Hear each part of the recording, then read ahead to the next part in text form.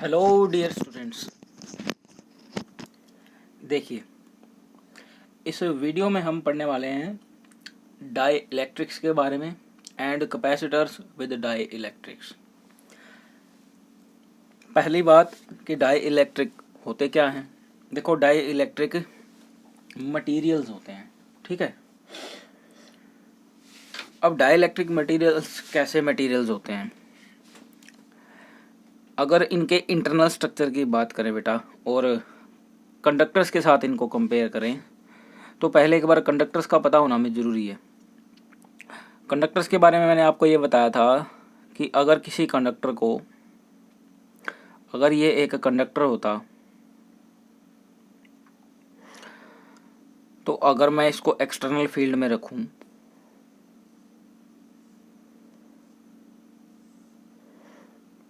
तो उस केस में भी इसके इंटरनल रीजन में, इसके इंटीरियर पार्ट में नेट इलेक्ट्रिक फील्ड 0 रहेगा अगर ये कंडक्टर है, ठीक है। दूसरे टाइप के अपने पास जो मटेरियल्स हैं वो डाई इलेक्ट्रिक हैं। डाई इलेक्ट्रिक्स में ऐसा नहीं होगा। अब ऐसा नहीं होगा तो पहले ये देख लेते हैं कि यहाँ कंडक्टर्स में ऐसा क्यों हो रहा था। कंडक्टर्स में ऐसा हो रहा था इंड्यूस्ड इलेक्ट्रिक फील्ड के कारण। देखो, अगर इंटीरियर रीजन की बात करें तो यहाँ दो इलेक्ट्रिक फील्ड हैं। एक तो अप्लाइड इलेक्ट्रिक फील्ड, मान लिया ये है E0, ठीक है। अब ये इलेक्ट्रिक फील्ड यहाँ जो अवेलेबल फ्री चार्ज कैरियर्स हैं, इलेक्ट्रॉन्स, उनको मूव करवाएंगे। और हमें पता है इलेक्ट्रॉन्स मूव करते हैं opposite to the direction of field. तो इलेक्ट्रॉन्स यहाँ एक्यूमुलेट होने शुरू हो जाएंगे और इनके इक्वल और अपोजिट चार्ज यहाँ एक्यूमुलेट होना शुरू हो जाएगा। ये प्रोसेस जब तक होगी जब तक इनका जो इलेक्ट्रिक फील्ड है, जो इंड्यूस्ड इलेक्ट्रिक फील्ड है, इंड्यूस्ड चार्जेस के कारण इंटीरियर रीजन में जो इंड्यूस्ड इलेक्ट्रिक फील्ड है वो अप्लाइड इलेक्ट्रिक फील्ड के बराबर ना हो जाए, ठीक है। दोनों इक्वल और अपोजिट हैं, इसीलिए नेट इलेक्ट्रिक फील्ड यहाँ 0 हो गया, ठीक है। अब बात करते हैं दूसरे टाइप्स की जो अपने पास डाई इलेक्ट्रिक हैं। डाई इलेक्ट्रिक वो मटेरियल्स हैं जिनको अगर मैं इलेक्ट्रिक फील्ड में रख दूं तो इनके इंटीरियर रीजन में नेट इलेक्ट्रिक फील्ड 0 ना हो, यहाँ कुछ नेट इलेक्ट्रिक फील्ड हो, ठीक है ना। तो इस रीजन में कुछ नेट इलेक्ट्रिक फील्ड है। It means E net in the interior region is not equal to 0। ऐसा क्यों हो रहा है? ऐसा इसलिए हो रहा है क्योंकि डाई इलेक्ट्रिक मटेरियल्स वो मटेरियल्स होते हैं जिनके अंदर फ्री इलेक्ट्रॉन्स अवेलेबल नहीं होते। No free electrons are available in dielectrics. So dielectrics में फ्री इलेक्ट्रॉन्स अवेलेबल नहीं होते, बट कंडक्टर्स में फ्री इलेक्ट्रॉन अवेलेबल होते हैं। ये बेसिक डिफरेंस है इनका। अब देखिए, ये जो मटेरियल है किनसे मिलके बना है? एटम्स और मॉलिक्यूल्स से। तो इनकी जो यूनिट है, ठीक है, सबसे छोटा पार्ट इनका क्या है? या तो एटम्स होगा, या एटम होगा, या फिर मॉलिक्यूल होगा। अब ये जो एटम या फिर मॉलिक्यूल है, अगर ये एक मॉलिक्यूल से मिलके बना है, ये मटेरियल जो है मॉलिक्यूलर स्ट्रक्चर से मिलके बना है, तो ये जो मॉलिक्यूल्स हैं इनमें सेंटर ऑफ पॉजिटिव चार्ज और सेंटर ऑफ नेगेटिव चार्ज दोनों कोइंसाइड कर भी सकते हैं और नहीं भी कर सकते, दोनों पॉसिबिलिटी हैं, ठीक है। So centre of positive charge में coincide with the centre of negative charge. तो इसी पे बेस्ड डाई इलेक्ट्रिक के दो टाइप है अपने पास, ठीक है। डाई इलेक्ट्रिक जो है हमारे पास दो तरह से होंगे। One will be called polar, other will be called non polar.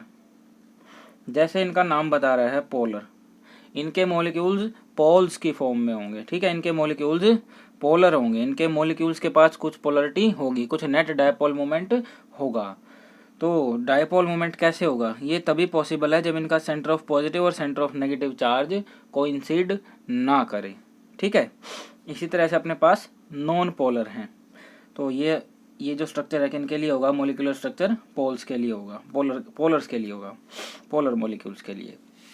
जैसे जो अपने पास HCl है, ठीक है, इसके पास नेट डायपोल मोमेंट होती है ना, तो इसलिए ये भी किस तरह से बिहेव करेगा, एक पोलर मॉलिक्यूल की तरह बिहेव करेगा। अब देखते हैं नॉन पोलर वो मटेरियल्स हैं जिनका सेंटर ऑफ पॉजिटिव चार्ज और नेगेटिव चार्ज कोइंसाइड कर रहा है, एक ही जगह पे है।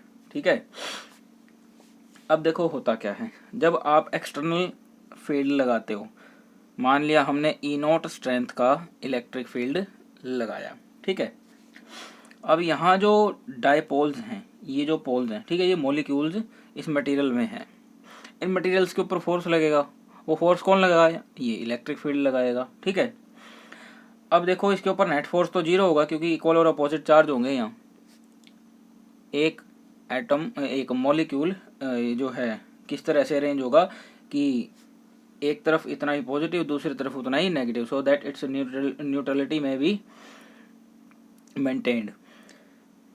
तो इसके कारण ये जो फोर्स लगा रहा है इसके ऊपर, नेट फोर्स तो जीरो है बट इसके ऊपर टॉर्क लगेगा। ठीक है, अगर मैं उस सिचुएशन की बात करूं जब मैंने यहाँ इलेक्ट्रिक फील्ड नहीं लगाया था, तो ये जो पोल्स हैं इनकी डायपोल मोमेंट रैंडमली अरेंज थी। ठीक है, हमें नहीं पता कौन किस डायरेक्शन में था, कैसे अरेंज था, दे वर रैंडमली अरेंज्ड, और इनकी नेट डायपोल मोमेंट कितनी थी, जीरो थी। नेट डायपोल मोमेंट अभी जीरो थी, पर जैसे ही हमने इलेक्ट्रिक फील्ड लगाया, ये डायपोल्स क्या करेंगे, ये इलेक्ट्रिक डायपोल फील्ड के डायरेक्शन में आना शुरू कर देंगे, फील्ड के डायरेक्शन में अलाइन होना शुरू कर देंगे। ठीक है ना, इस तरह से ये जो आपकी इस पॉजिटिव पार्ट को रिप्रेजेंट कर रही है एरो, और जो इसका टेल है ये नेगेटिव पार्ट को रिप्रेजेंट कर रहा है, तो ये डायपोल्स ऐसे रोटेट करना शुरू कर देंगे। आपको पता है ना, नेगेटिव से पॉजिटिव की तरफ होती है डायपोल मूवमेंट की डायरेक्शन, इसीलिए मैंने एरो से डिनोट किया है इसको। ठीक है, चलिए, ये जो डायपोल्स हैं ये रोटेट करना शुरू कर देंगे।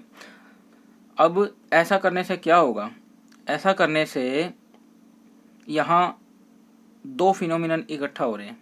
एक तो अप्लाइड इलेक्ट्रिक फील्ड इनको अलाइन करने की कोशिश कर रहा है, साथ ही में थर्मल एजिटेशंस के कारण ये फिर से डिसओरिएंट होना शुरू हो रहे हैं। तो इसका मतलब अगर आप किसी भी रीजन को उठा लो, वहाँ कुछ ना कुछ नेट डायपोल मोमेंट आपको मिलेगा। दोनों का जो इफेक्ट होगा, एक तो अप्लाइड इलेक्ट्रिक फील्ड का और दूसरा थर्मल एजिटेशंस का। ये दोनों although they are opposite in nature, दोनों क्या कर रहे हैं, एक तो इसको रैंडम करने की कोशिश कर रहा है, थर्मल एजिटेशंस इनको डायपोल्स को रैंडम करने की कोशिश कर रहे हैं, और अप्लाइड इलेक्ट्रिक फील्ड इनको फील्ड के साथ अलाइन करने की कोशिश कर रहा है। इनका नेट इफेक्ट ये होगा कि यहाँ पार्शियल अलाइनमेंट हो जाएगा। ठीक है, कुछ हद तक ही अलाइनमेंट होगा। ठीक है, तो रीजन बन जाएंगे यहाँ, तो आपको कोई सर्टेन रीजन मिलेगा, यहाँ कुछ नेट डायपोल मूवमेंट होगी, इस रीजन की कुछ नेट डायपोल मूवमेंट होगी। ऐसा होने के कारण इस पूरे के पूरे मटेरियल की कुछ डायपोल मूवमेंट होगी। तो मैं अब इस सिचुएशन को, ये तो हो गया इसका बेसिक्स कि भाई इसके इंटीरियर पार्ट में क्या हो रहा है। अब जो हमारे काम की बात है उसको सुन लेते हैं, वो क्या है। ऐसा करने से ये पोल्स जब ओरिएंट होंगे तो सरफेसेस पे इधर कुछ अमाउंट में नेगेटिव चार्ज आएगा और कुछ अमाउंट पे इधर वाले सरफेसेस पे पॉजिटिव चार्ज आ जाएगा। क्यों, जब ये डायपोल्स अरेंज होंगे, ठीक है, इधर नेगेटिव इधर पॉजिटिव, इधर नेगेटिव इधर पॉजिटिव, ये इंटीरियर पार्ट्स वाले आपस में कैंसिल कर लेंगे, तो सरफेसेस पे रह जाएंगे अपने पास सिर्फ चार्ज। ठीक है, तो यहाँ जो आपके पास डाइलेक्ट्रिक मटेरियल है इसके सरफेस पे कुछ चार्ज रह जाएंगे।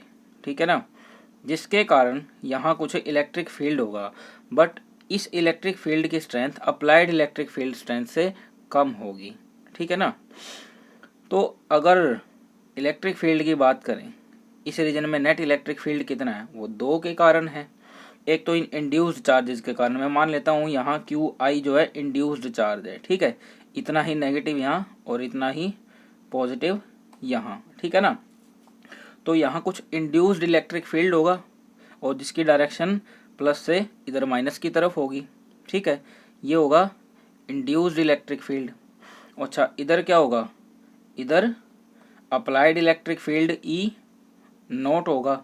इनका नेट रिजल्टेंट क्या होगा, इनका नेट रिजल्टेंट होगा अप्लाइड फील्ड की डायरेक्शन में, और उसकी स्ट्रेंथ इस ई नोट से कम होगी। So E net is equals to E naught minus E induced. This is the applied electric field and this is the induced electric field, ठीक है। And the net electric field in magnitude is less than the applied electric field, ठीक है। Electric field का strength, जो net electric field का strength होगा, इस die electric के अंदर कम होगा। चलिए, आज अभी के डिस्कशन में हमने क्या कंक्लूड किया, हमने ये कंक्लूड किया कि कंडक्टर्स की बजाय जब हम डाई इलेक्ट्रिक को किसी इलेक्ट्रिक फील्ड में रखते हैं तो इसके इंटीरियर रीजन में इलेक्ट्रिक फील्ड की वैल्यू होती है, कुछ ना कुछ नेट इलेक्ट्रिक फील्ड इसके इंटीरियर रीजन में होता है, और उस नेट इलेक्ट्रिक फील्ड की वैल्यू अप्लाइड इलेक्ट्रिक फील्ड से कम होती है। पर कितने अमाउंट से कम होती है, कितने फैक्टर से कम होती है, ये हमारे लिए इम्पोर्टेंट है, ठीक है।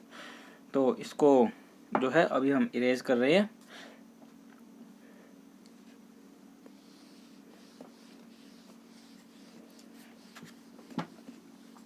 यहाँ से अपने पास रिजल्ट बना कि अगर डाई इलेक्ट्रिक के इंटीरियर रीजन में बात करें, ये अपना अप्लाइड इलेक्ट्रिक फील्ड है, यहाँ इंड्यूस्ड इलेक्ट्रिक फील्ड है, और यहाँ ये अप्लाइड इलेक्ट्रिक फील्ड, और net electric field E net.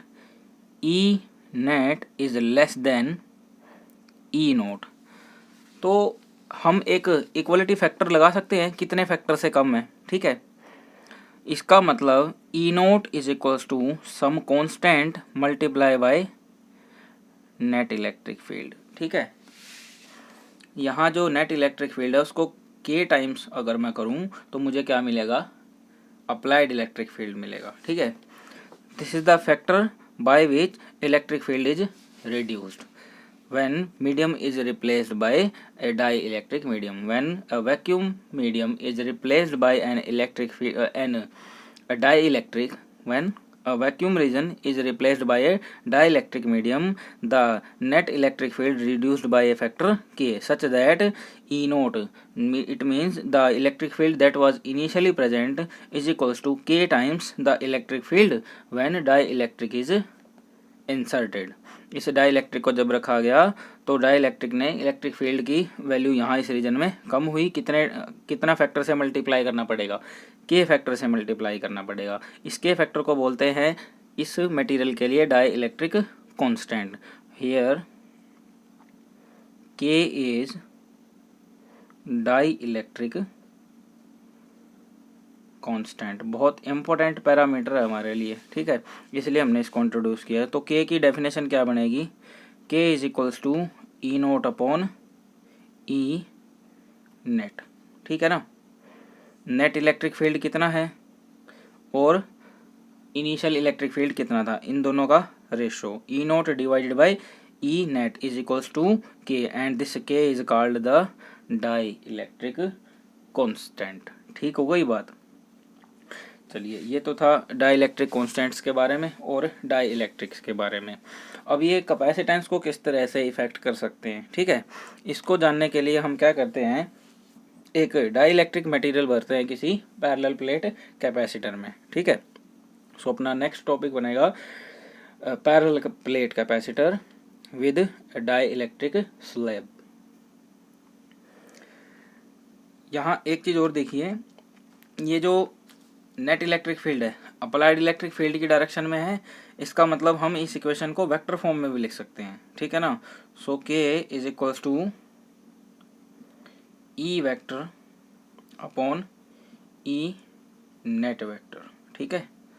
इसको ऐसे भी लिख सकते हैं, वेक्टर फॉर्म में भी लिख सकते हैं, because E and both E the resultant electric field and the applied electric field are in same direction. चलिए हम पढ़ते हैं parallel plate capacitor with dielectric, मान लिया कि अपने पास कोई पैरेलल प्लेट कैपेसिटर है, ठीक है, जिसकी प्लेट्स के बीच में सेपरेशन कितना है, टोटल सेपरेशन है डी, ठीक है। अब हमने क्या किया, इस रीजन में एक डाई इलेक्ट्रिक स्लैब को इंसर्ट किया। एक स्लैब है हमारे पास जिसका एरिया, जिसकी प्लेट्स का एरिया जो है, जिसके साइड का जो एरिया है, देखो ये इस तरह से होगा, ये प्लेट्स जो है, ठीक है, प्लेट्स इस तरह से होंगी ना। तो ये जो डाई इलेक्ट्रिक स्लैब है ये भी इसी तरह से एक्सटेंड कर रही है यहाँ, ठीक है।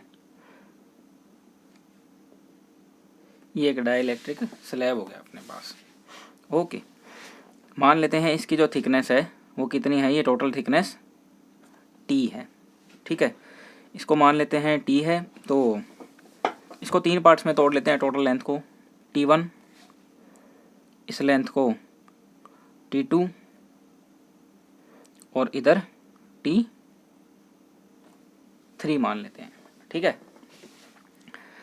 अब हमने क्या किया, इसको कुछ पोटेंशियल डिफरेंस दिया,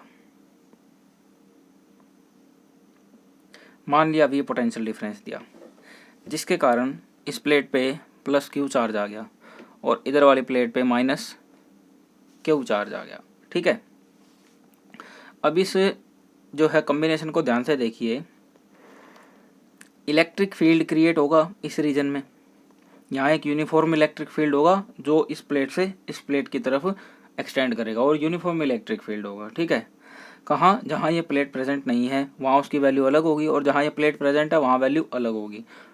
अगर ये मटेरियल डाई इलेक्ट्रिक है और हमने जो फील्ड लगाया उसकी वैल्यू ई नोट है और इस डाई इलेक्ट्रिक का डाई इलेक्ट्रिक कॉन्स्टेंट के है, तो यहाँ जो इलेक्ट्रिक फील्ड की वैल्यू है इस रीजन में, इलेक्ट्रिक फील्ड जो होगा, इसको मान लेते हैं ये ई डैश है। ई डैश की और ई नोट की क्या रिलेशन होगी, मैंने बताया था कि इलेक्ट्रिक फील्ड डाई इलेक्ट्रिक के अंदर कितना होता है, अप्लाइड इलेक्ट्रिक फील्ड का के फैक्टर होता है, ठीक है, ई नोट अपॉन के टाइम्स होगा। तो हमें ई डैश की वैल्यू पता लग गई। अब देखिए ये जो अप्लाइड पोटेंशियल डिफरेंस है इन तीनों रीजन में बराबर, इन तीनों रीजन में डिस्ट्रीब्यूट होगा। First region of thickness of separation T2, second वाला जो है इस डाइलेक्ट्रिक स्लैब की थिकनेस जितना, जो कितनी कंसिडर किया मैंने T1, और थर्ड कितना इस T3 रीजन में। अब देखो यहाँ तो कोई मटेरियल है ही नहीं इस लेंथ में, ये जो सेपरेशन है T1 T2 सेपरेशन, तो यहाँ इलेक्ट्रिक फील्ड की वैल्यू कितनी है, ई नोट है। यहाँ ये जो T1 रीजन है, इस T1 रीजन में इलेक्ट्रिक फील्ड की वैल्यू ई नोट बाय के टाइम्स है और इस थर्ड वाले रीजन में कितनी है, फिर से ई नोट है। तो तीनों रीजन में मुझे क्या पता लग गया, इलेक्ट्रिक फील्ड पता लग गया। अच्छा एक बात और, हमें पता है कि V किसके बराबर होता है, potential difference, electric field multiply by D if E is uniform. अगर E यूनिफॉर्म हो तो V के लिए क्या फार्मूला होता है, E इंटू डी। हमने जो पोटेंशियल दिया है वो इन 3 रीजन में डिवाइड होगा, यहाँ V1 पोटेंशियल होगा, यहाँ V2 पोटेंशियल होगा इस रीजन में, और इस थर्ड रीजन में V3 पोटेंशियल होगा, ठीक है। तो इस रीजन में पोटेंशियल कितना V1, यहाँ कितना पोटेंशियल ड्रॉप V2 और यहाँ कितना V3।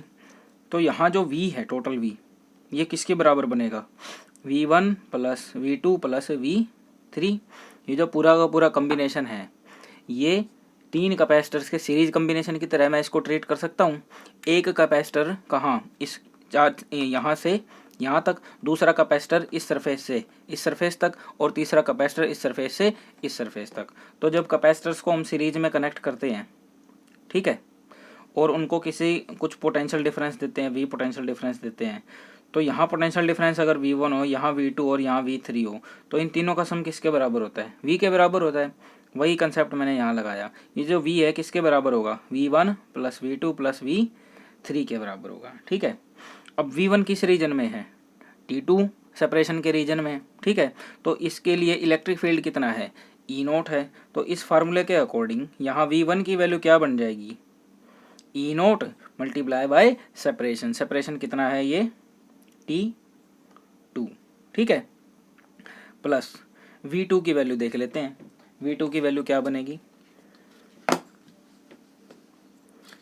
इस सेकंड वाले रीजन में, देखो हमने इसको T1 कंसिडर किया है इसकी सेपरेशन को, तो ये कितना हो जाएगा इस रीजन में इलेक्ट्रिक फील्ड जो है E0/K टाइम्स, इसको मल्टीप्लाई करो इसकी सेपरेशन T1 से। उसके बाद थर्ड वाला V3 की वैल्यू, V3 क्या बनेगा इलेक्ट्रिक फील्ड इस रीजन में, क्योंकि यहाँ खाली स्पेस है तो यहाँ इलेक्ट्रिक फील्ड E0 ही होगा, मल्टीप्लाई बाय सेपरेशन, सेपरेशन कितनी है ये T3, ठीक है। ये तीनों वैल्यू बन गई है हमारे पास। अब एक चीज़ और देखिए कि इलेक्ट्रिक फील्ड में और इस चार्ज में क्या रिलेशन बनेगा। हमने बताया था कि E किसके बराबर होता है, surface charge density divided by epsilon not. अब इस वाले सरफेस के लिए ये जो सिग्मा है वो क्या है, ये इस प्लस क्यू चार्ज से रिलेटेड है, charge per unit area. Second वाले के लिए चार्ज कौन सा है, इंड्यूस्ड चार्ज, और थर्ड वाले के लिए फिर से कौन सा चार्ज होगा, वही क्यू चार्ज होगा, ठीक है। तो फर्स्ट वाले रीजन में अगर मैं E0 की बात करूं, E0 कितना बन रहा है, E0 बन रहा है अपने पास surface charge density divided by epsilon naught, ठीक है। और E डैश कितना बन रहा है, ठीक है, E डैश हमें पता है वो कितना है, that is equals to E0/K times. तो E0 की वैल्यू कितनी है सिग्मा बाय एप्सिलॉन नॉट, और इसको डिवाइड कितने से कर दें K से, ठीक है। तो अपने पास E की वैल्यू भी आ गई और E डैश की वैल्यू भी आ गई। तो यहाँ ये जो सिग्मा है ये देखते हैं कितना है, और यहाँ ये सिग्मा जो है कितना है इसको देखते हैं, ओके। अब इस सिचुएशन में जो है हमें इंड्यूस चार्जेस को कंसिडर करने की जरूरत पड़ेगी नहीं, क्यों, क्योंकि हमने E डैश को डायरेक्ट E0 से ही कैलकुलेट कर लिया है, ठीक है। तो E0 की वैल्यू क्या है सिग्मा बाय एप्सिलॉन नॉट, और इसको डिवाइड कर दिया है K से। अब सिग्मा देखते हैं, सिग्मा इस सरफेस के लिए चार्ज डेंसिटी है, चार्ज डेंसिटी किसके बराबर है, charge upon area of plate, ठीक है। इसी तरह से ये कितना हो जाएगा, charge divided by K times area of plate into epsilon not. हमने सिग्मा की वैल्यू रख दी Q upon A, charge per unit area, ठीक है। तो E0 की वैल्यू भी और E डैश की वैल्यू भी, ये दोनों वैल्यूज यहाँ रख देते हैं हम। तो देखते हैं अपने पास V की वैल्यू क्या बनी, V की वैल्यू बन गई Q upon epsilon naught A, यहाँ T2 प्लस Q अपॉन यहाँ कितना है K times epsilon not, okay, और A इंटू T1 प्लस यहाँ भी Q upon epsilon naught A into T3। हमें ये वैल्यू जरूरत ही नहीं पड़ी रखने की, क्योंकि हमने पहले ही इस E डैश को क्या रख दिया था, E0 अपॉन K रख दिया था, ठीक है। तो अब V की वैल्यू बन गई अपने पास, यहाँ ये बन गई है। तो इनमें से कॉमन क्या क्या आ रहा है, कॉमन आ रहा है इनमें से Q upon epsilon naught A, so applied potential difference is equal to Q upon epsilon naught A, और यहाँ क्या बच गया, ये T2, यहाँ से क्या बच गया T1 अपॉन K, यहाँ से क्या बच गया T3, ठीक है। ठीक है, थिकनेस ऑफ डाइलेक्ट्रिक स्लैब ये गिवन है। अब T2 और T3 इसको D की टर्म्स में लिख सकते हैं, D और T की टर्म्स में। अगर मैं इस D में से T1 को माइनस कर दूँ तो क्या बचेगा, T2 प्लस T3। फिर से देखो, अगर मैं इस D में से सिर्फ ये T1 वाला रीजन माइनस कर दूं तो बचा क्या, T2 और T3 सेपरेशन। तो यहाँ T2 और T3 का सम क्या लिख सकता हूँ मैं, D माइनस T1।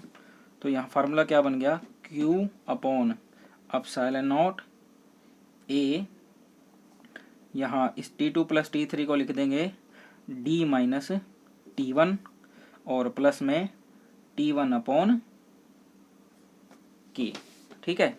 फार्मूला बन गया है। इस फार्मूले को लिख लेते हैं और थोड़ा सा रीअरेंज कर लेते हैं, इसको नोट कर लीजिए, और ऊपर वाले रीजन में जो है हम इस फार्मूले को डायरेक्ट लिख लेंगे।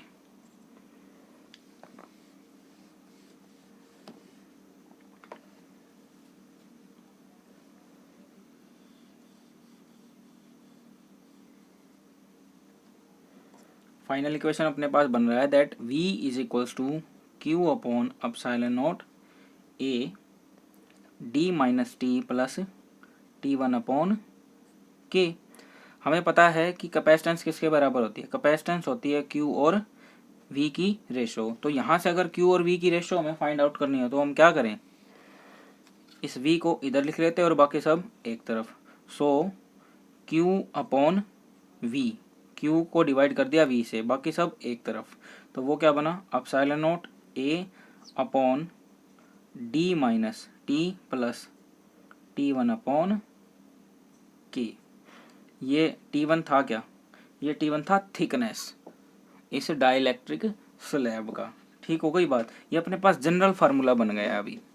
ठीक है, सिर्फ एक स्लैब के लिए है ये, यहाँ से जनरलाइज कर सकते हैं हम इसको।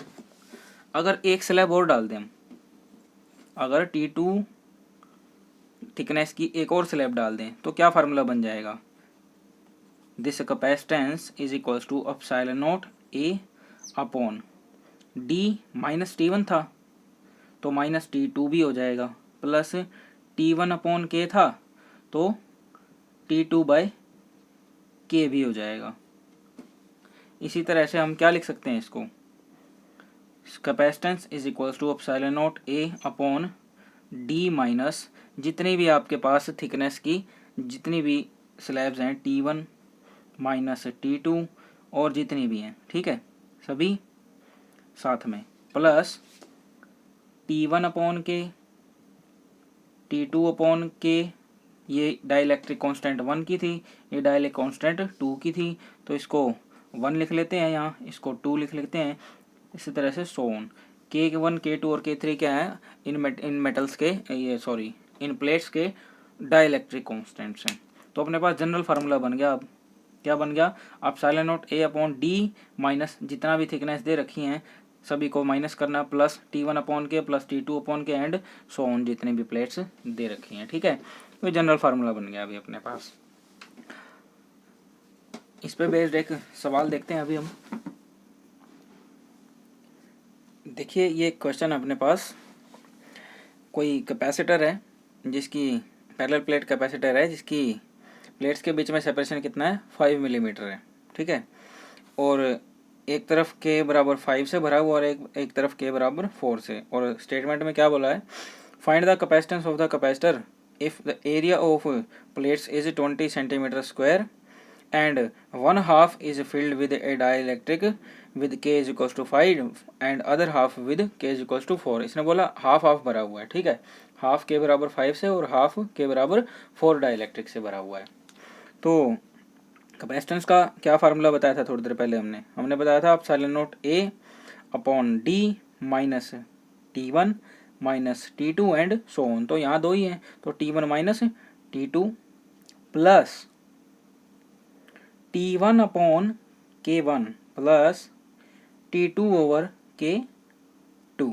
ठीक है, अब ये T1 और T2 हैं कितने, T1 हाफ है, T2 भी हाफ है। ठीक है ना, तो T1 की वैल्यू भी कितनी हो गई, 2.5 mm half space.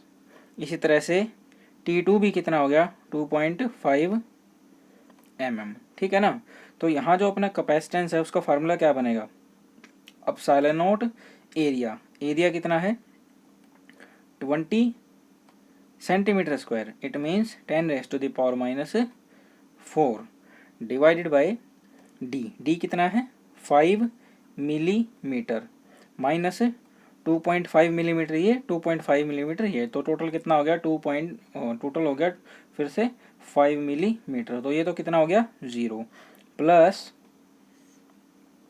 T1 upon K1, T1 का वैल्यू कितना है 2.5 mm divided by 5 plus T2 upon के 2.5 mm डिवाइडेड बाय 4।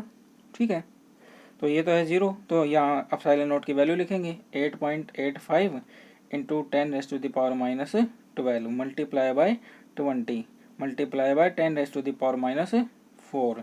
यहाँ मिलीमीटर्स हैं, इनको मीटर्स में कन्वर्ट करना पड़ेगा। ठीक है ना, तो ये बन जाएगा 2.5 अपॉन 5, इट बिकम्स 0.5 और मल्टीप्लाई करना है 10⁻⁻3 से, प्लस मिली के लिए 10⁻⁻3 प्लस में 2.5 अपॉन 4, ये अप्रोक्सीमेटली होगा 0.6 के आसपास बनेगा ये, ठीक है।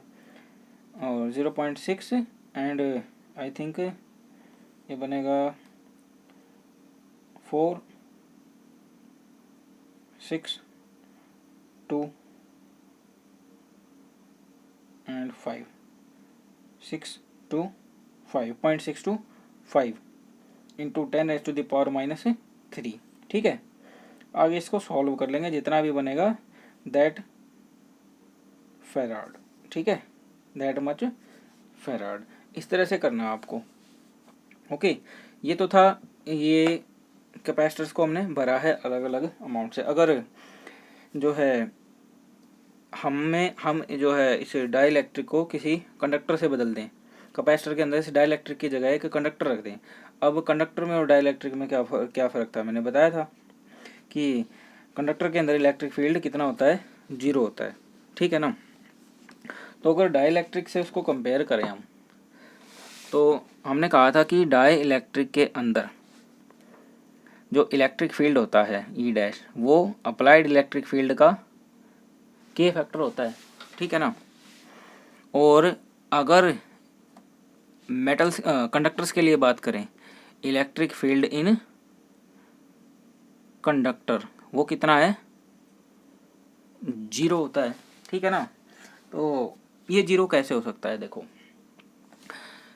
अगर मैं इससे कंपेयर करूं, ठीक है, तो क्या मैं कंडक्टर को एक ऐसा डाइलेक्ट्रिक बोल सकता हूं जिसकी K की वैल्यू इनफाइनाइट है। ध्यान से देखिएगा, ये कंडक्टिंग मटेरियल है, इसके इंटीरियर पार्ट में E कितना है, 0 है, ठीक है।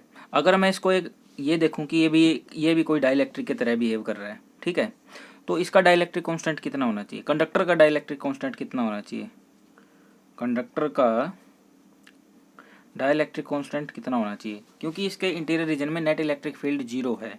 इट मीन्स E'0 होने का मतलब क्या है, E0/K 0। अप्लाइड इलेक्ट्रिक फील्ड तो 0 हो नहीं सकता, it means K is infinite, ठीक है ना।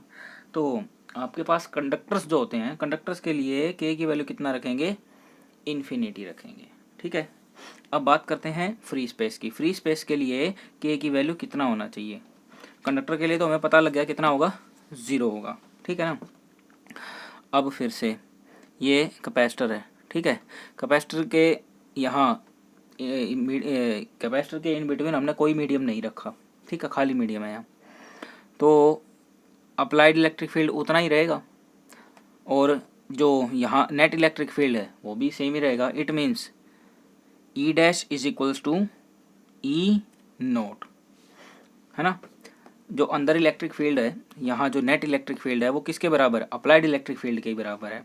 ऐसा कब पॉसिबल है, ऐसा तभी पॉसिबल है जब K की वैल्यू 1 हो, ठीक है ना, क्योंकि बताया था ना हमने E' किसके बराबर है, E0/K के बराबर। अगर मैं K को 1 रख दूँ, if K is equals to 1 then E' is equals to E0, तभी ये पॉसिबल है। इट मीन्स फ्री स्पेस के लिए K कितना होता है, 1, याद रखेंगे। फ्री स्पेस के लिए K बराबर 1 और कंडक्टर्स के लिए इनफाइनाइट। चलिए इनका यूज़ करते हैं और फाइंड करते हैं कुछ और कैपेसिटर्स की कैपेसिटेंस कुछ और स्पेशल केसेस में।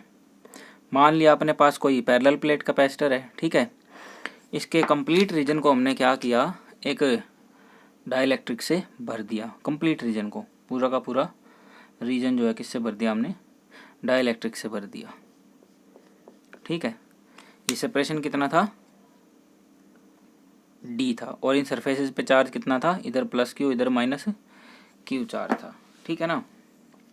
फार्मूला क्या बताया था C के लिए, C के लिए फार्मूला बताया था ε0 A upon D minus T, thickness एक ही है यहाँ तो D माइनस T1 ही लिखेंगे, प्लस T1 अपॉन K, ठीक है। अब क्योंकि यहाँ जो ये थिकनेस है, ये T जो है वो D के ही बराबर है, तो फार्मूला क्या बन गया, ε0 A upon D minus D, ये कितना हो गया 0, plus D upon K, T की वैल्यू कितनी है, K ही है, ठीक है ना। तो ये क्या बन गया, ε0 A upon D divided by K. इसको कैसे लिख सकते हैं, K times epsilon naught A divided by D. अब ये देखो है क्या, इसको K times epsilon naught A upon D लिख सकते हैं। ये क्या है, this is the capacitance when no medium was, when the medium was free space. कोई डाइलेक्ट्रिक नहीं रखा था। जब कोई डाइलेक्ट्रिक नहीं रखते प्लेट्स के बीच में तब कैपेसिटेंस कितनी होती है, epsilon naught A upon D होती है। तो इसको क्या लिख सकते हैं, K times C naught, it is the capacitance without dielectric, without any dielectric. So when a capacitor is completely filled with a dielectric, then its capacitance become k times। ठीक है, और ये इसकी डाइलेक्ट्रिक कांस्टेंट की एक और definition बनती है आपकी, that dielectric constant is the factor by which capacitance of a capacitor increased when the space between its plate is completely filled with a dielectric medium. अगर हम किसी कैपेसिटर की प्लेट्स के बीच में सारे के सारे स्पेस को अगर इस डाइलेक्ट्रिक मीडियम से बदल दें जिसका डाइलेक्ट्रिक कांस्टेंट की है, ठीक है ना, तो कितने टाइम से बढ़ी है इसकी कैपेसिटेंस, जितने टाइम से बढ़ी है वो फैक्टर क्या है अपने पास, इसका डाइलेक्ट्रिक कांस्टेंट है। ठीक है, एक और डेफिनेशन भी बनता है अपने पास सी का। देखिए एक और क्वेश्चन है अपने पास, इसमें क्या है, हमें करना क्या है, देखिए find the capacitance across the point P and Q. P और क्यू पॉइंट्स के बीच में कैपेसिटेंस फाइंड आउट करनी है, और गिवन क्या है, इसको 3 टाइप के मटेरियल से भरा है। ठीक है, इसके पहले तो इन प्लेट्स के हाफ रीजन को, ये जो लोअर हाफ है इसको K1 डाइलेक्ट्रिक कांस्टेंट के कैपेसिटर से जो है डाइलेक्ट्रिक कांस्टेंट मटेरियल से भरा है। अच्छा, ऊपर वाला जो है इसके भी हाफ हाफ पार्ट कर दिए हैं। लेफ्ट हाफ को भर दिया है K2 डाइलेक्ट्रिक कांस्टेंट के एक मटेरियल से, और इधर वाले पार्ट को K3 डाइलेक्ट्रिक कांस्टेंट के एक मटेरियल से भर दिया है। ठीक है, तो इस टाइप की प्रॉब्लम्स में आप इनके इक्विवेलेंट सर्किट ड्रॉ कर लो। ठीक है ना, देखिए इसने एरिया अपर हाफ दिया है, लोअर हाफ, टोटल एरिया कितना है, ए है। ठीक है ना, तो अभी इसको डिवाइड कर लेते हैं। ऊपर वाला जो रीजन है अपने पास, इसकी प्लेट्स का एरिया कितना है, 1/2, A/2, और लोअर हाफ की जो प्लेट्स हैं इनका भी एरिया कितना है, A/2। ठीक है, अब इनको कैसे कनेक्ट कर रखा है, क्योंकि इनके कोरस्पॉन्डिंग एंड्स एक दूसरे के साथ कनेक्टेड हैं, तो मैं ये मान सकता हूँ कि ये दोनों एक दूसरे के साथ पैरेलल में कनेक्ट हैं। ठीक है, अब देखिए ये जो इधर वाला रीजन है, इसमें इस रीजन को 2 कैपेसिटर्स में डिवाइड किया जा सकता है जो दोनों आपस में सीरीज में कनेक्ट हों। ये मान लिया फर्स्ट कैपेसिटर हो गया और ये मान लिया सेकंड कैपेसिटर हो गया। ठीक है, अगर ये टोटल सेपरेशन अपने पास D है तो फर्स्ट वाले कैपेसिटर के लिए सेपरेशन उस D की हाफ है, तो टोटल थिकनेस इसने कितना दिया है, ये T दिया है, तो T का हाफ हो गया। तो ये कितना है, इस कैपेसिटर के लिए ये T है। ठीक है ना, तो इन कैपेसिटर्स के लिए ये कितना हो जाएगा, T हाफ हो जाएगा। ये आपको कंफ्यूज ना करे, मैं इसको यही कंसिडर कर लेता हूँ। ठीक है, ये भी कितना है, T/2, ये भी कितना है, T/2। इसको कितने से भरा है, K2 से, इसको K3 से, और इसको K1 से भर रखा है। अब ध्यान से देखिए ये किसका कॉम्बिनेशन है, यहाँ 2 सीरीज में और ये पैरेलल में। ठीक है, तो इन दोनों सीरीज का जो रिजल्टेंट आ रहा है वो इसके साथ पैरेलल में कंबाइन होकर आपको इक्विवेलेंट कैपेसिटेंस देगा। इसको सॉल्व कर लेते हैं। कैपेसिटेंस का फार्मूला क्या बताया था तुम्हें, epsilon naught A divided by D multiply by K। अगर कंप्लीट फिल कर रखा है तो K से मल्टीप्लाई कर देते हैं। ये जो कैपेसिटर है इसकी सेपरेशन कितनी है, T/2, एरिया कितना है, A/2। ठीक है ना, और कंप्लीट को कितने से भर दिया है, K2 से भर दिया है। तो अगर इस फर्स्ट पार्ट की बात करें, इसको फर्स्ट पार्ट नाम दे देते हैं, इसको सेकेंड और इसको थर्ड, सॉरी इनके K के अकॉर्डिंग इनको नाम दे देते हैं, ये फर्स्ट, ये सेकेंड और ये थर्ड। ठीक है ना, तो C1 कैलकुलेट करते हैं सबसे पहले। C1 कितना अपने पास, epsilon naught K1 times its area, area कितना है, A/2 divided by thickness, thickness कितना है, T। ठीक है, इसी तरह से C2 कितना बनेगा, एप्सिलॉन नॉट कितने टाइम्स के 2 टाइम्स इसका एरिया कितना है a/2, so a/2 and divided by thickness कितना है t डिवाइडेड बाय 2, तो इसको ऊपर लिख लेंगे। तो ये 2 से 2 कैंसिल, कितना बन गया के 2 times epsilon naught a divided by t, ये C2 का वैल्यू आ गया। इसी तरह से C3 कितना बनेगा के 3 टाइम्स एप्सिलॉन नॉट एरिया कितना है a/2 और नीचे थिकनेस t/2, 2 से 2 कैंसिल, ये भी कितना बन गया के 3 times epsilon naught a divided by t। ठीक है, अब करना क्या है, पहले C2 और C3 को सीरीज में कंबाइन करना है। ठीक है ना, इन वैल्यूज़ को अलग से लिख लेते हैं अभी हम। ये बन गई C2 की वैल्यू और C3 की वैल्यू यहाँ लिख लेते हैं। C3 इक्वल्स टू के 3 times epsilon naught a divided by t। अब इसकी जो इक्विवेलेंट कैपेसिटेंस है पहले सीरीज कम्बिनेशन के लिए निकालते हैं। C2 और C3 को जब सीरीज में सॉल्व करेंगे तो उनके लिए जो कैपेसिटेंस बनेगी सीरीज कम्बिनेशन की, that is C2 C3 divided by C2 plus C3। और ये जो रिजल्टेंट आ रहा है इसके साथ पैरेलल में है। ठीक है, तो C इक्विवेलेंट कितना हो जाएगा, C इक्विवेलेंट बन जाएगा C2 C3 divide by C2 plus C3 plus में C1। ठीक है, इसको सॉल्व कर लेंगे, तो सॉल्व कर लेना और आंसर मैच करना बेटा।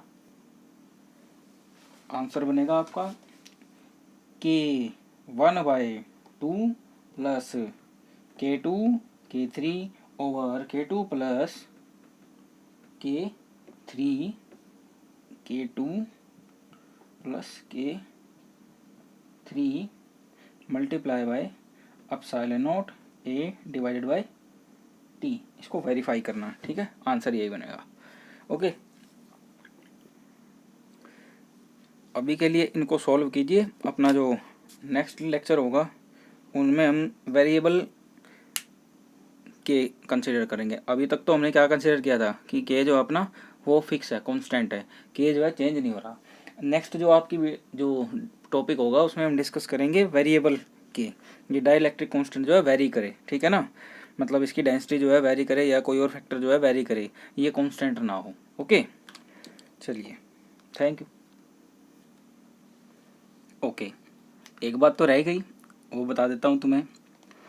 देखो, ये 40 से 45 मिनट की वीडियो काफ़ी लंबी हो जाती है। ठीक है ना, सभी स्टूडेंट नहीं देख पाते, तो जो देख रहे हैं ना, जिन्होंने लास्ट तक देखी है, उनके लिए बता रहा हूँ बेटा। आज में जो काम हो गया ना, आज में जो काम हो गया वो हो गया। ठीक है, जो रह गया वो रह गया। ठीक है ना, तो उन स्टूडेंट्स के लिए मैं वो 4 लाइनें तुम्हें फिर से सुना रहा हूँ जो हमेशा कहता हूँ, है ना, याद है ना, ध्यान से सुनना।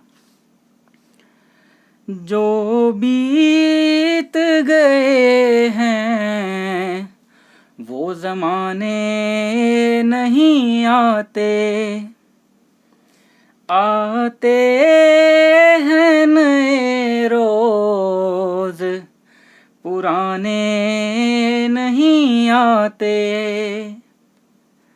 समझे बात को?